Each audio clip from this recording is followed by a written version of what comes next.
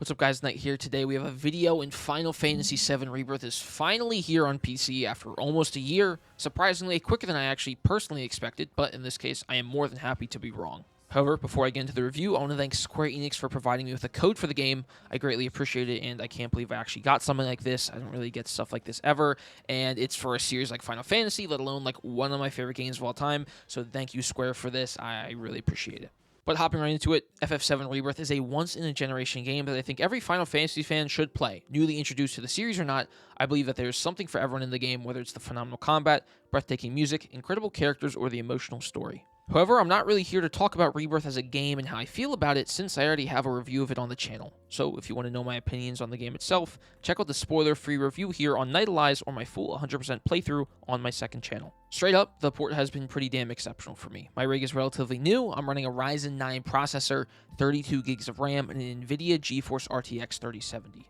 Now, I know the 5000 series just came out, so, it's a little bit behind compared to the other two, leaving me right under the ability to run the game at max ultra settings as per the recommended specs sheet from Square Enix. However, that doesn't pose a problem at all. Running the game at all medium settings gives a relatively smooth 60 FPS, 1080p experience while I'm streaming on OBS. I locally encode my streams on Twitch as well as locally recording, so I have an incredible amount of processes going on while I play, but even then it still runs decently and looks almost identical to the PS5 version of the game. And I know having it look like the PS5 version while I record kind of defeats the purpose of a PC version, just go play the PS5. However, 99% of people watching this will not have to really worry about like 75% of their CPU or GPU being allotted to something else while running the game.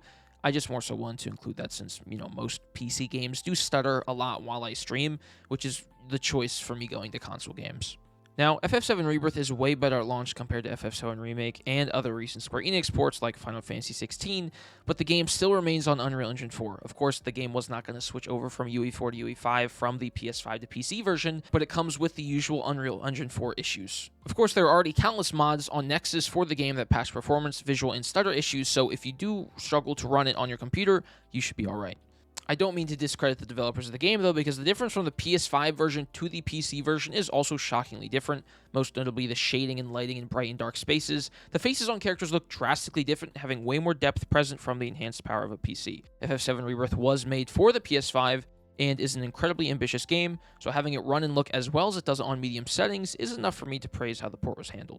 Even the bare minimum requirements for the game are shockingly low. I don't really know how the game looks at the lowest settings on a computer with something like an Intel i3 processor, but it seems like that is most likely under the Nintendo Switch in power, so the Switch 2 leaks are definitely true, but I'm shocked that they can even manage it to run on that. Either way, I digress. Final Fantasy VII Rebirth on PC is a good step in the right direction for Square Enix when it comes to PC ports and optimization. I have heard some people have experienced crashes at points in the game and stuttering problems with cheaper rigs, but with 10 hours in, I've yet to run into any of that. As I said though, the Nexus mods page has so many fixes for the game that it takes less than 10 minutes or so to set up, along with all your other favorite PC mods like character outfits, free cam, a character pose editor, etc. Unfortunately, that doesn't give Square a pass just because the fixes are easy. If people can mod the game and update a DLL file in a matter of days from the release, rendering the game significantly better, there clearly still needs to be some work to be had for future ports and Square Enix PC games. All in all, I think the FF7 Rebirth PC port is more than a worthy purchase if you do not own a PS5 and want to check the game out. Or if you're like me already completing it on PS5, grabbing the PC version to replay the game on even better visuals than console is another great way to go. I have like 200 plus hours into the PS5 version, getting the 100% and the Platinum, which of course was a total pain in the ass, but I still have been enjoying the game on and off stream, just taking in everything for like the 4th or 5th time.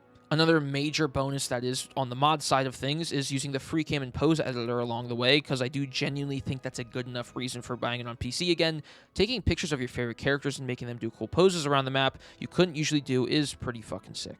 And while the video is a bit short here, but that's pretty much all I got to say about FF7 Rebirth on PC. I think it goes without saying there are definitely problems and pop-in issues still persisting from the PS5 version, but with those visual upgrades alone from the PS5 to PC, and some cool people modding and patches to fix those previously mentioned issues, Rebirth is a must-buy for anyone who is waiting for the game to release on PC.